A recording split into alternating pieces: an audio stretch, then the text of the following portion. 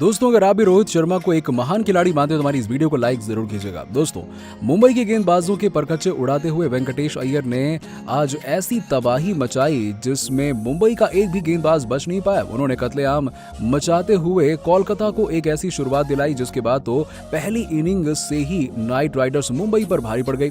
यदि आपको भी जानना है वेंकटेश ने कैसी बल्लेबाजी की है तो रोहित शर्मा ने उन्हें कैसे अपने जाल में फंसाया, ये जानने के लिए आप इस वीडियो को एंड तक जरूर देखिएगा। लेकिन उससे पहले आप सभी को क्या लगता है कि रोहित शर्मा और श्रेयस अय्यर में कौन है बेहतरीन कप्तान? इस बात का जवाब हमें नीचे कमेंट बॉक्स में जरूर दीजिएगा। दोस्तों, चमत्कार की मोहताज कोलकाता नाइट राइडर्स और मुंबई इंडियंस एक करो या मरो के मुकाबले में आज आमने सामने है।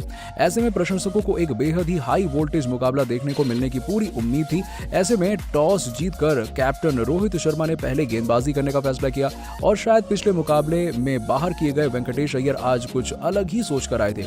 जी हां, शायद बाहर किए जाने का गुस्सा उन्होंने निकालते हुए मुंबई के गेंदबाजों की धज्जियां उड़ाकर रख दी और पहले ओवर में गेंदबाजी करने के लिए आए डेनियल सिम्स और उनके इस ओवर में दोनों ही बल्लेबाजों ने सतर्कता भरी पारी से शुरुआत करते हुए केवल 4 रन बनाए। इसके बाद कैप्टन रोहित शर्मा ने अगले ओवर में मुरुगन अश्विन को याद किया और शायद रोहित यही सोच रहे थे कि अश्विन इन दोनों बल्लेबाजों में से किसी एक को अपने जाल में फंसा लेंगे और दोस्तों रोहित का ये दांव उन पर ही उल्टा पड़ गया। इसमें वेंकटेश्वर ने दूसरी गेंद पर छक्का लगाया तो उनकी आखिरी गेंद पर शानदार चौका लगाते हुए अपने विस्फोटक इरादे जाहिर कर दिए। वेंकटेश अब कोलकाता की पारी को बुलेट ट्रेन की रफ्तार से चलाने की तरफ अग्रसर हो चुके थे। जी हां, अब उनके सामने कोई भी गेंदबाज आता वो बाउंड्री लगाने से नहीं चूकते और एक बार फिर से अगले ओवर में गेंदबाजी करने आते। पिछले मुकाबले के हीरो रहे डेनियल सिम्स और उनकी चौथी गेंद पर खूबसूरत छक्का लगाकर वेंकटेश ने समा बांध दिया और देखते ही देखते कोलकाता 3 ओवर के बाद में 26 रनों के पार पहुंच गई और यहां तक टीम ने एक भी विकेट नहीं खोया था।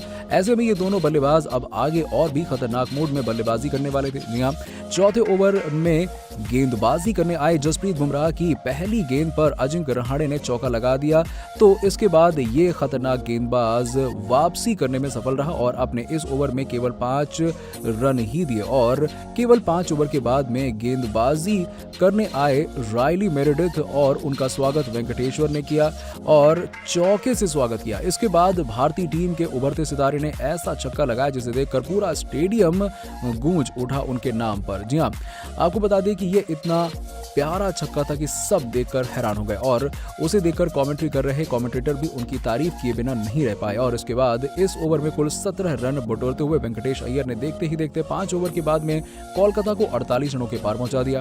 दोस्तों, एक तरफ वेंकटेश मुंबई के गेंदबाजी क्रम को तबाह करने में लगे हुए थे तो दूसरी तरफ अजिंक्य रहाणे केवल उनको स्ट्राइक दे रहे थे और अब पावर प्ले का आखिरी ओवर डालने के लिए रोहित शर्मा ने एक गैम्बल खेला। जी हां, उन्होंने गेंद युवा स्पिनर कुमार कार्तिकेय के हाथों में। रोहित ने शायद यही सोच कर दिया था कि इस ओवर में आर या पार की लड़ाई होगी और दोस्तों हुआ भी कुछ ऐसा ही। कार्तिकेय की पहली गेंद पर शानदार चौका लगाते हुए वेंकटेश अय्यर ने अजिंक्य रहाणे के साथ 50 रनों की पार्टनरशिप पूरी कर ली और इसके बाद उन्होंने कार्तिकेय की अगली गेंद पर 2 रन बनाए और फिर तीसरी गेंद पर 92 मीटर का एक विशाल छक्का लगाते हुए वेंकटेश्वर ने रोहित शर्मा का सिर दर्द बढ़ा दिया क्योंकि अगर कुछ देर ये बल्लेबाज और बल्लेबाजी कर जाता है तो रोहित पहली इनिंग में पीछे हो जाएंगे और हो सकता है कि मुंबई ये मुकाबला भी गंवा दे क्योंकि आज अय्यर किसी को छोड़ने के मूड में नहीं थे।